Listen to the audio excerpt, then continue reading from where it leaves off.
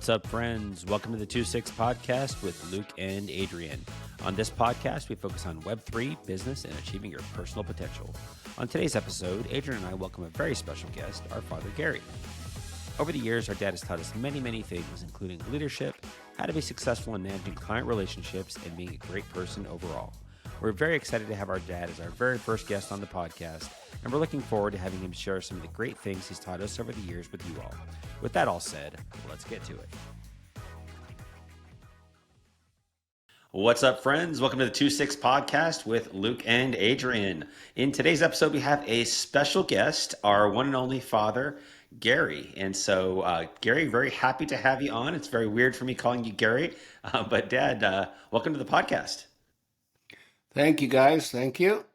Happy to be here. All right. So we were talking a little bit about some of the things that we wanted to chat with you about. One of the things that I always think about when I think about things that you've taught me is having to do with your leadership. And in our last episode, we talked a lot about speaking in groups, motivating others, that kind of thing, and just would love to just kind of hear from you in terms of what do you think are some of the things that over your career have really helped with your ability to lead. And listeners, one of the things that really interesting at my dad, and he'll talk about as well, is not only in business but also in sports. He's been a great leader in both. So really interested in having him share with you some of the things that he's learned along the way with both things. So, Dad, what would you say are kind of some of the main things that helped you there?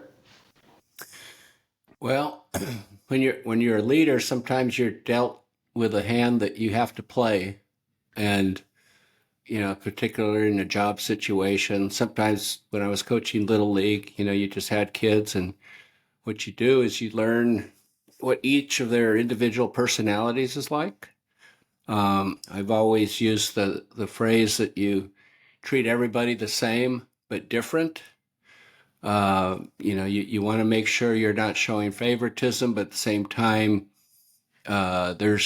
you figure out which way is the best way to talk one-on-one with a player or one of the people that work for you. I've learned a lot from coaches that I had and from bosses that I've had, and I take away the best thing that I possibly can from each and every one of those, and also the things that I don't like, that I don't feel are effective or were disrespectful or whatever, and just make sure I just eliminate that. Yeah, absolutely. So one of the things, and so I know you've had a couple of bosses in particular that were really, positive for you. Like a couple, and actually some that you've kind of worked for a number of years. What would you say are some of the main traits that they have that you learned from and applied in your own leadership?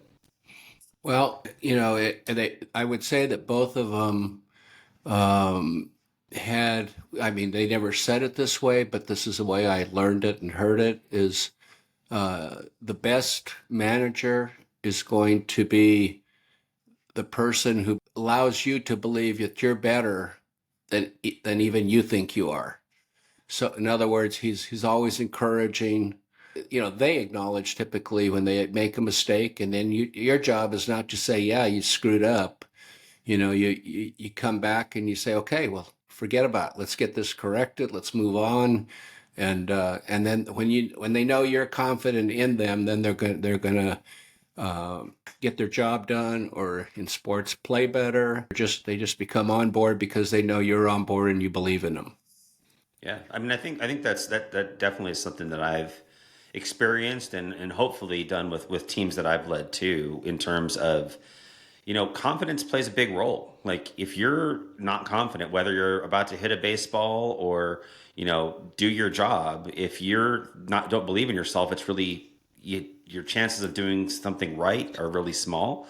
So those leaders that can make you feel that, hey, like I might have some doubts, but I know my boss believes in me, and so that makes me feel like I can do this. So I think it makes a big impact. So it's pretty much being positive, right, Dad? I mean, being positive, keeping a lot of negativity out. And it's guiding someone to believe in themselves. I'll give an example, and it's related to sports. There was a kid that was playing once. I think, Adrian, you were on the same team, and he wanted to bat first in the batting order, and he really belonged at the bottom of the order. So I told him, well, keep working at it, keep working on it. I want to see you move up in the order. Long story short, the last game of the season, I put him batting first, and he was so excited. And he had worked hard. Him and his dad had worked hard, and he went 4 for 4 in the last game, and possibly the last game he ever played. So, but it was instead of continually moving him further and further back in the order from seventh to eighth to ninth, I tried to motivate him to move up in the order, which he did, and that occurred with several kids that I coached over the years. But it's all a function of just trying to know what motivates them, and then watch them shine. Is that kind of like building up their confidence a little bit, believing in them? Absolutely, yeah, absolutely. Having them believe in themselves and knowing that I believe in them too. Right. Yeah. Yeah. I think that believership definitely does go a long way. Yeah, I think that's probably something that I definitely struggle with sometimes is you try to be super positive about certain things, even with talking like with the kids. Um, but it's hard. I still have a lot to learn, right? I mean, it's Dad, you do it really well to where you've always talked really positive. Even after you messed up with making a play or what I mean, usually with baseball or whatnot, you know what your issue was, how you messed up and what you need to do to correct it.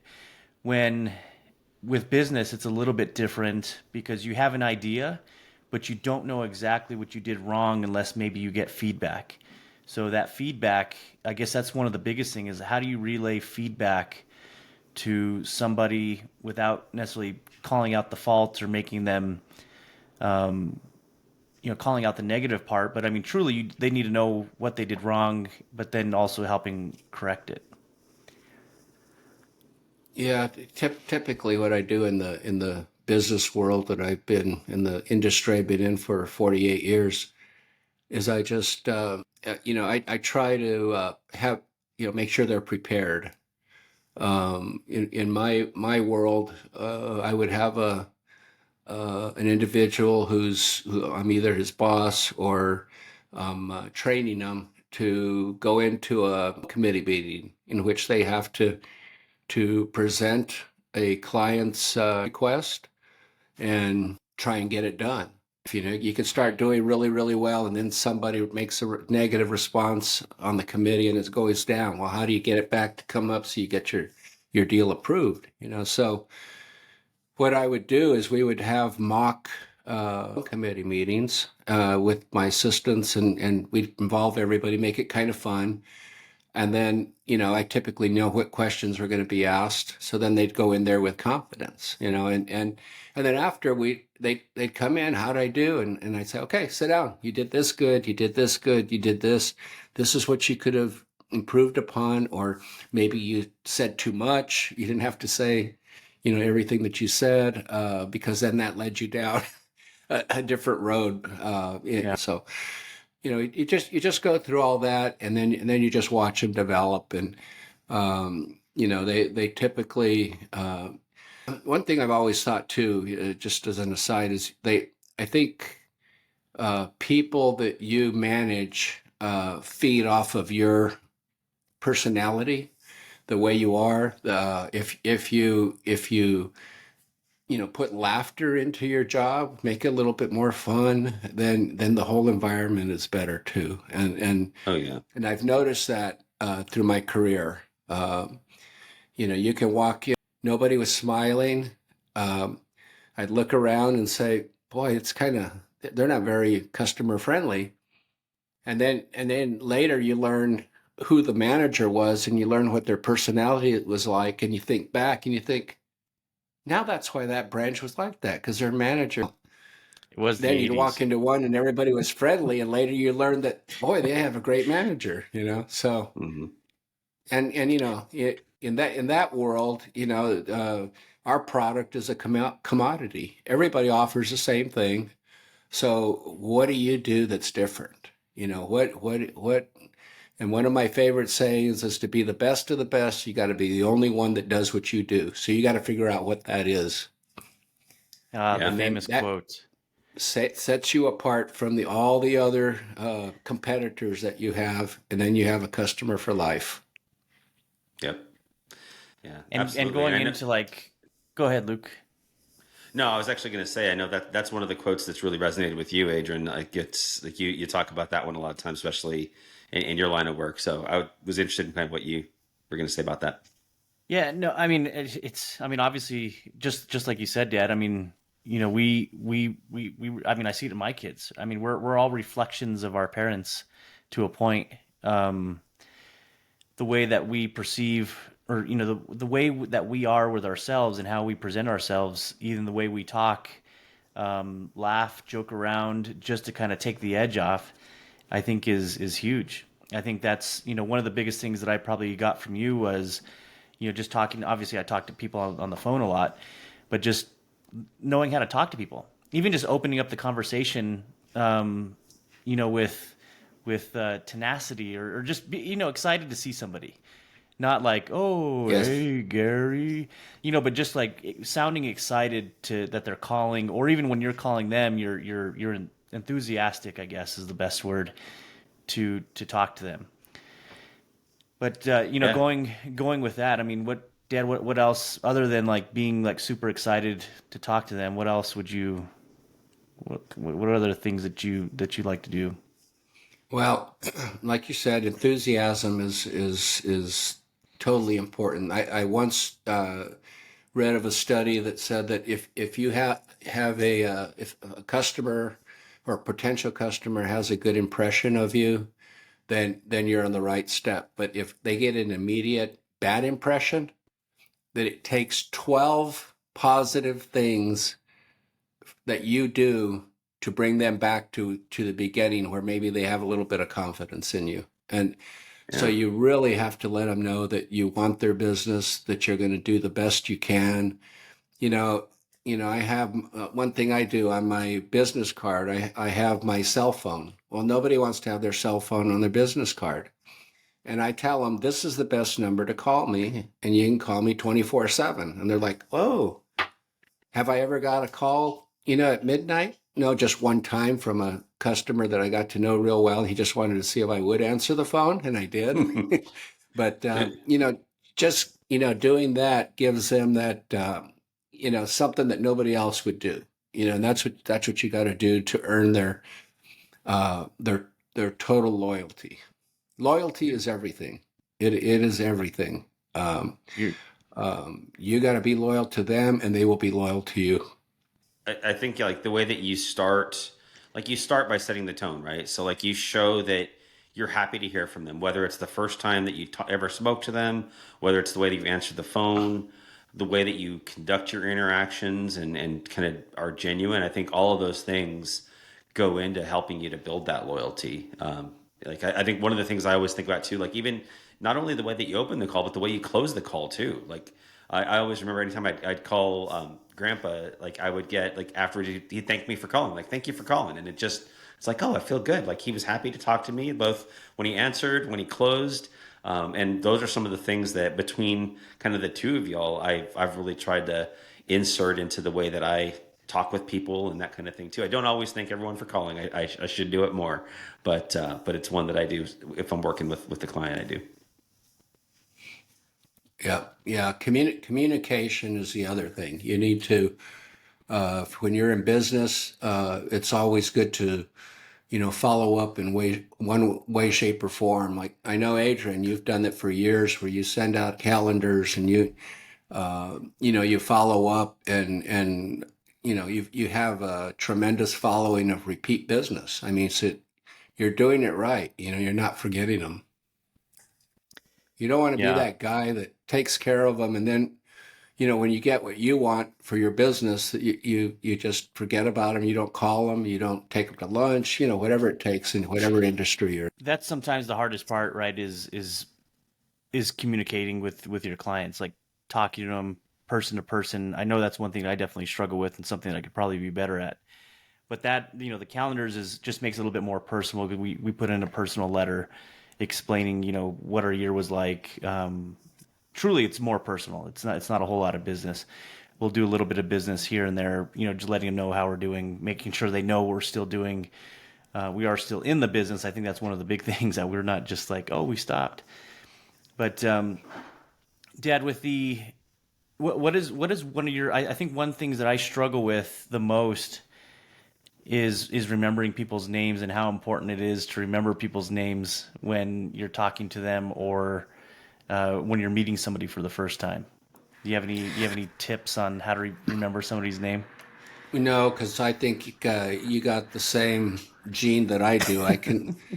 The most embarrassing thing, and I'm sure people out there will recognize this, is they tell you your name and then you say, "I'm sorry, can you tell me your name again?" And they tell you it's Joey or whatever.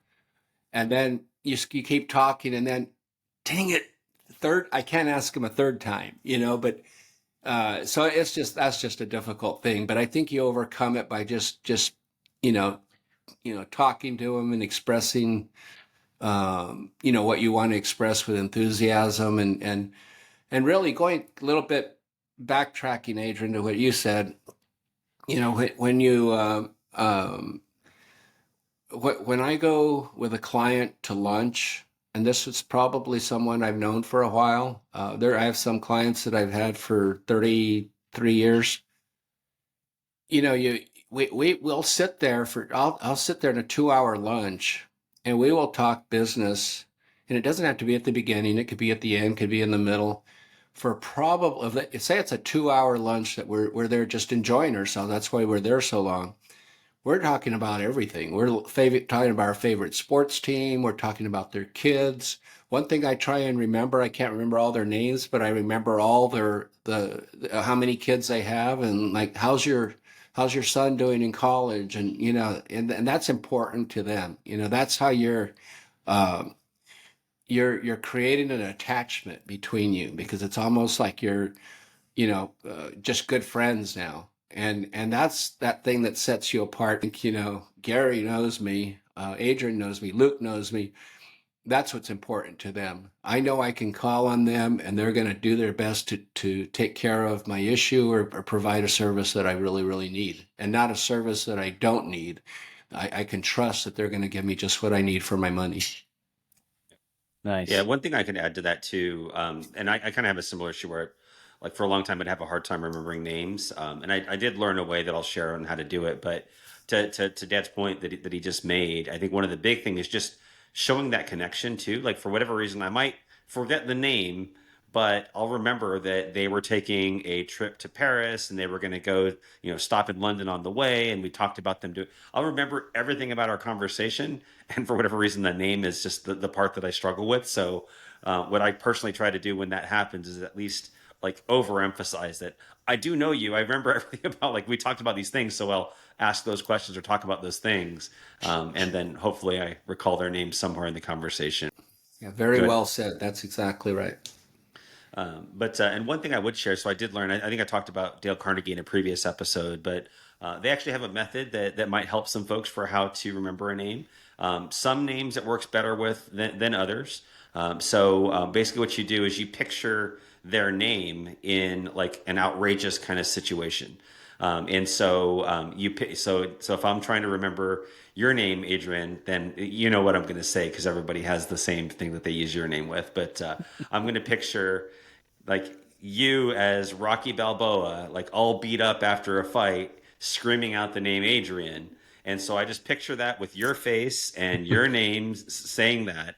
And so later on, whenever I try to remember it, I'm like, okay, I remember that mental picture of who you are and what you're saying. And then I would be able to remember it that way. So again, some names are easier with that than others. Sometimes it's a lot harder to come up with one. And my nightmare is always whenever I have to meet like a row of people, like there's 5 people in a row and I'm shaking everyone's hand, and it's like, okay, yeah, all these names are just gone to the abyss. I will like by the time I get to the second person, the first person's name is long gone. So I didn't know that was a Dale Carnegie thing. yeah. So we had a guy come over. He was a professional blackjack player, and he came over to the office. We had a I don't know if it was a meeting or a class. I think it started off with a meeting, and then we hired him to teach us how to do it. But he was teaching us basically how to count a six card deck and how it was possible. And he went around the entire room, and all we did was mention our names, and he repeated everybody. There must have been 40, 50 people in the room. He remembered every single person, and he even Wow. had the skill of, he didn't do it with us, but even with the names and phone numbers, he even had everybody give their name and their phone number, and he was able to basically remember it. And in a nutshell, the way he did it was kind of exactly the way you said it, but was, he had a system of remembering, like, one is for, I don't even remember what it is. Just say a light switch. Two is for an outlet plug. Three is a bar stool. So he would create these stories with everybody's number or whatever it may be, or he might, so like, oh yeah, number three is what this guy's name. It's just, I picture myself hitting him over the head with the bar stool. So he would automatically remember, and he would do a story with all those little categories, or what the symbols, I guess, and he would remember everybody's name, and that's how he'd remember numbers. It's just, it was mind boggling, and it Yeah. definitely takes practice for sure. But that's what I try to do. Even with people, I even shouted out, King James, because I just remember his name now because he's just King James, and he's like, or Tall Todd. There's all these little things where I just create just to make it stick out, right? Yeah. I'll give you a little example of how that happened, how the person that I had just met helped me remember her name. And there's a group of us folks that all go to the same church every day in the morning. And this lady came in from out of town, and she was one of the sisters of one of the two sisters that already go. There's three sisters. So they introduced me afterwards, and um, I said, "Hi, I'm Gary." And she says, "Hi, my name's Eileen." And she goes, "Eileen." And she just went, "Eileen." And then 6 months later, she came back, and I saw her again in church. I says, "Eileen, I remember your name." Oh my And gosh. we just all cracked up laughing. But she, that was an easy way to remember a name by, well, like you're saying, word association, you're associating the name with something else. Yep. Like, I met a Laverne the other day. I Luke met a the Duke, Laverne. so that kind of thing. Right. I was like, Laverne and Shirley, and then I put it with some other show and called her some other name. I Yeah, I'm butchering the story, but it's all good. Good deal. So yeah, so I think one of the things that you were kind of getting at when you were talking about, starting off that and like building that connection with the name and that kind of thing is the loyalty side of things. And I think both, I think you could apply that to either one. And that with the, like in business, like if you have like a client relations type of job or even with an employee loyalty, one of the things that I would share, just kind of an example of things that I've done is, some, like I was in a previous position where I was in sales, and a lot of it was really working with clients to understand their needs and recommend something that was good for them. And sometimes you get a client that comes to you that thinks they need something, and if they did buy that thing, then it would be beneficial to you because you're in a sales position. But really kind of looking at what are their goals and what is this product going to do for them. And sometimes now's not the best time for them to do that, whether it's because the pricing situation is different or whatever. And I found that for me personally, the more of those clients, if I, run the numbers, did all the math, figured out, like, for right now, it's not the best time for you to do this, but I'll keep an eye on it. And if things change in the situation, I can let you know. I certainly can do it if you really want me to, but I don't recommend it right now. And when clients would get that knowledge that, hey, Luke's not just in this for a quick buck. He's like, they know that I'm going to benefit if they buy this thing, but they know that I'll tell them if the numbers aren't right, and I'll tell you, just that one behavior helped me tremendously in terms of referral relationships, because then they can just know, like, I can tell all my friends to go to Luke and he'll tell them if it's not a good deal. So I have no risk because and especially if when I did call them back to let them know, hey, now's the time that you want to do it. The pricing's better for you.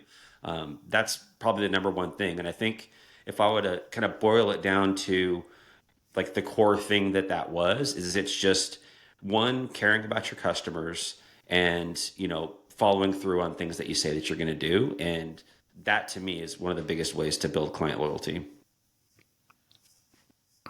Yeah, I think you're 100% right, Luke. I've kind of adopted the same thing to where, letting people know what kind of property is a property to stay away from versus, even the timing of the market, right? I mean, granted, we don't have a crystal ball, but it's almost like, everybody asks, like, is it a good time to sell? Is it a good time to buy? And, truly just giving them your honest opinion. And it's amazing how people, they feel, they don't feel pressured to buy, or it's amazing how, because I guess I treat them the way I want to be treated. Like, I just Yeah. want, dude, be honest. I don't need a quick sale. You're not, I don't want to be another number to you. So no, that's huge. What about you, Yeah. Dad? Well, what I was just thinking about as you guys were talking was, back to, having employees. Uh, one of the things that they need to understand is just how important they are to your team, no matter whether they're Yeah. the assistant, your assistant, or who they are. They need to know what their role is and how important it is for them to accomplish that role, because in the end they may be called upon by a customer if you're not in the office to answer questions or do whatever. I have like right now I have an assistant that is just totally awesome. She if I'm not there, she's totally capable of taking care of any part of business, anything that the customer needs done. Now, this person wasn't always like that because she had a manager who didn't like her. So she was always nervous about doing anything. You could hear her in Mhm. her voice as she talked to customers. She wasn't confident. When I became her manager, I said, I'm not going to look over your shoulder. You just run with what you now know. I had to help her structure an email instead of just starting out saying what she wants to say. I'd say, Mhm. you know, hey Gloria, how you doing? Hope your family's doing well. By the way, we need this information from you or whatever. And they'd accepted. It wasn't just calling them and saying, "Oh no, what do they need now?" They're fine with hearing from you Mhm. because you've put yourself in a position where your importance is known to them too, as well as yourself. I don't know if that Yeah. makes sense, but Yeah. I've found that to be extremely important, and it really goes a long way if you have a good boss yourself, and they're enthusiastic, and they're find ways to ask you to do something that you don't mind because now you have so much confidence in them and their loyalty to you that you're more than willing to do it and make them feel good that you did a good job for them. So, I mean, Yeah. I that's a think one of bunch the of thing I stuff, but I think one of the things I picked out from what you said too is you give them the guidance when they need it. So like if they just really don't know what to do, you're gonna help them with some examples of things that have helped you. But it sounded like that employee that you were talking about, whoever led them previously, was micromanaging and basically trying to force that person into the mold of how they are. And I think one of the things that's really the role of a leader, whether it's in sports or business or that type of thing, is helping them to become the best version of themselves. And so that's if right. that employee they can't feel like, okay, like they have to understand there's things about their personality that need to be genuinely them. And if they're trying to be like a mini Luke or a mini Gary or a mini Adrian, they can't. They're not like that's just not them. They can do some things that we do that make them, help them out. But they really kind of need to be themselves, and that kind of is a very fine line of okay, like sometimes we all kind of have like a personal life self and a work self. It doesn't mean that you're going to treat your clients the way you treat your buddies at the bar, but it does mean that you're going to figure out okay, what elements of my personality are going to be inserted into this that's going to make me the best I can be at this job, sport, whatever it is. Yeah. And again, getting to a particular individual goes back to what I started out saying, which was, you need to uh, pay attention and learn what that employee's personality is like, and then just kind of figure out a way to get her, with you on what you're trying to accomplish, or her or him. That way they just develop some self confidence, and they're able to what's the big word, self actualization. That's how you enjoy a job. You feel like how you learn to really not dread going to work because you're really feeling good about yourself in what you do. Yeah. And a good manager is going to bring that out in a person, and that's the fun part for the manager. You got to figure out how to do it. Sometimes you get some tough cookies that you really, really think, man, how are we going to do this with this person? They're always negative.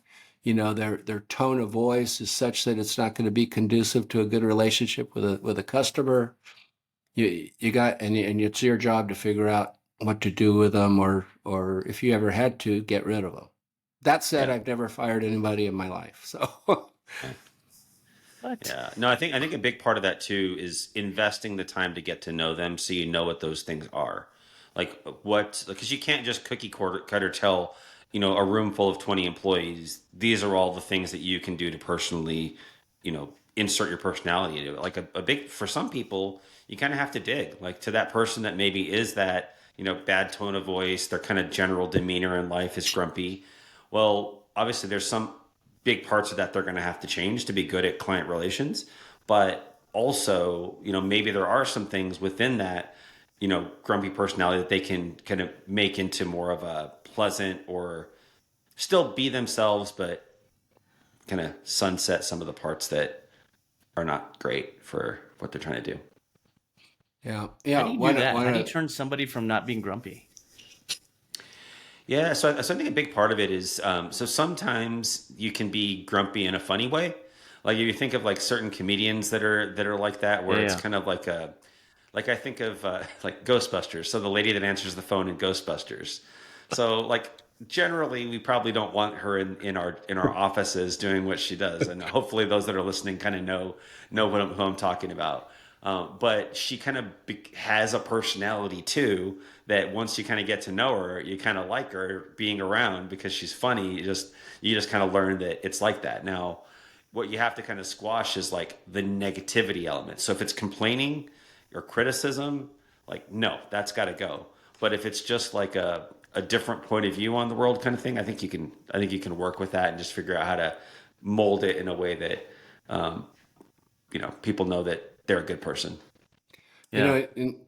one thing I've learned in business too is you have to have a say-do attitude where, if someone calls you up and say, "Can you guys do this for me?" and you just said, and some people would just say, "No, we don't do that." There's a better way to say that. It says, "Well, we can't do that, but let's think of some alternatives." And then Hmm.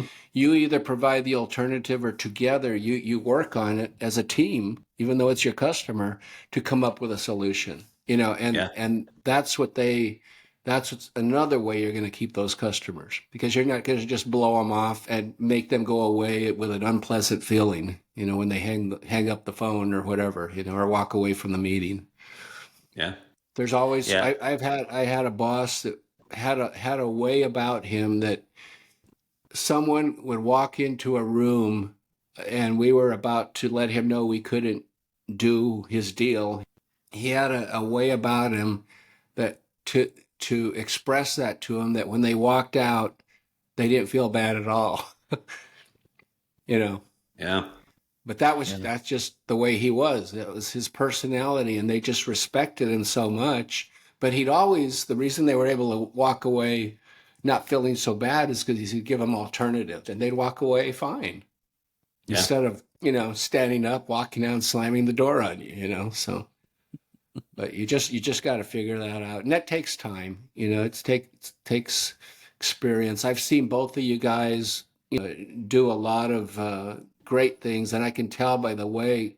Just last night at the soccer game, people were walking up to Luke, just like they were best friends, and he had known him for years and years, and they had been in his industry, and now they're somewhere else, and they walk up to him and give him a hug, and I think, man, these people really liked him. So it was, it took probably a long time to build that, but at some point in time, uh, they developed the confidence that Luke or Adrian, is their guy. There was something positive that happened to lead them to that moment where they were excited to see you, and that's what you want. Yeah, I think it's all Yeah. about, building connections, whether it's with clients, with teammates, all of that is just, people knowing that everyone cares about each other, having fun. I think is a big one. I think we're talking a little bit before about how, having laughter in the workplace, knowing that you're a real person. I think one of the things I was thinking about while we're talking about that is there's a group of people out there that has this idea that executive presence is a critical skill in being successful in whether it's corporate America or networking or whether it's like a chamber of commerce or that kind of thing. And then there's other people that realize that being a fun, engaging person that is also very smart and skilled is even a bigger advantage because nobody wants to be intimidated by something. I would always, in a previous job, have to do visits with my employees, and I'd have some leader with me that wanted me to come in and be intimidating and that kind of thing. It's like that's not. First of all, that's not who I am, and it's also not who I want to be. And that's I get the best out of my employees by treating them the way that I would want to be treated and the way they want to be treated, and they know that it can all be fun, and sometimes I'm going to have to tell them they're not doing something right and they need to improve upon it, and depending on how far off from that, I might need to be a little more intense, but they know that my genuine personality is fun and caring and helpful and all that kind of thing. That was good, So, Luke. thanks. I like it. I always remember Stephen Covey and his Seven Habits of Highly Effective People. When one guy in the audience was talking about throwing hand grenades when people aren't complying. Ugh. I don't know if you I don't remember think I that. remember that one. No. It sticks into my head. He's like, "How do you get people to comply and listen to you? Throw hand grenades." But I And mean, see who it jumps was on it just or one of what? those big thing. What's that? And see who jumps on the grenade or what is it? No, just I mean, just throwing your authority out there, Hmm. being very authoritative on making sure they just comply, right? I mean, God, man, I don't see how any of that can go. I mean, I guess it depends. I don't have a whole lot of corporate experience, so I don't know how it is. And God bless, I don't think I'd be very good. But I think you're right, Luke. I think the biggest take is just basically just treating people the way you want to be treated and throwing a Yeah. smile, Well, right? I mean, and positivity here's just another. comes with a smile. Go Yeah, ahead. here's another thing. You learn as much from the people that you would like to emulate as you do from the people that are horrible at how they treat people, and that shows you how you never want to be. So I think you can take away from every single individual you ever come into contact with in the business world, and then you make your determination as to whether man, I never want to say that to a customer, Mhm. or yeah, this guy is great. I'm going to remember that so I can use that. Yeah. So you're always you're always working on your self improvement, and you quickly learn. You get humbled at times when you run into something, a huge roadblock, and Yeah. but you can't back away from who you are. You really want to have the confidence in yourself that you're doing the right thing. And if somebody doesn't like it, and then maybe that relationship needs to end, and you need to move on yourself. But you can't. You just got to have that self confidence. You got to know what's worked for you over the years, and all of us have probably combined over 100 years of experience in dealing with the public. And one of my other favorite sayings is "People's is people's," and I didn't get it from Carnegie or Covey or anybody. I got that from the Muppets Take Manhattan. The restaurant owner. When he had the mice being the waiters and waitresses and the cooks, and he just said "People's is people's," and I never forgot that. And I analyzed it to the point where you got to understand that human beings, although they're all different, every single one of them, they have so many of the same characteristics, and you just got to figure out how to work the best with them, and never have an Dad, enemy if you do. I brought up a thing with Luke the other day on ganas and having the ganas. I don't even know what ganas means, if that's even a word or you just created it. But tell us a little bit about having ganas and what the point of having it is. Well, if I first heard it, I played semi-pro baseball, back 30, 40 years ago. And I played with a group of guys that came from a neighborhood where, they throw things out in Spanish and, different sayings. And one of the times we were in a tough game, it was close, and we had to go out on the field and hold the team so they wouldn't come back and beat us. And the guys started saying, come on, the guys, we got to do this with ganas, con ganas, con ganas. And I was like, okay, I didn't really know what it was. And to this day, I mean, it could mean several things, but if you Google it, it means desire. You got to do this with desire, with and basically, pushing forward the will to win is what it really meant. And I figured that out. So every now and then I throw that out. You gotta do this con ganas, with the desire to achieve what you need to achieve. Um, but yeah, that's where that came from. It always sticks in my head. I don't know why, but Yeah, and I never even realized I said that to you guys, but I must have. I said it to oh, one time when I was coaching softball, and one of the parents said, "Gary, can't believe you said that." I'm like, "Uh-oh, what does that word really mean?" And I can't find it when I Google it, but I'm assuming there's something else, and maybe I don't want to know what it Yeah, means. so it does have a literal translation. We won't share it on the podcast. I'm sure you could also find it if you Google it, but that literal translation generally is something that applies to males. I will say that part. But yes, so there isn't a name for it. But to Adrian and Dad's point, I think that the main thing that they mean it to mean, or we mean it to mean, is with passion and with Yep. with purpose. I And always thought it was so, like guts, like have yeah, guts to do it. yeah, And it's like with ultimate passion, and yeah, yeah, give it all you ab- got, in other words. Yeah, yeah, yeah, absolutely. I like that. Yeah. Awesome. Well, Dad, it has been wonderful having you on. We are very, very happy to have you on the podcast. Hopefully we get you on here more.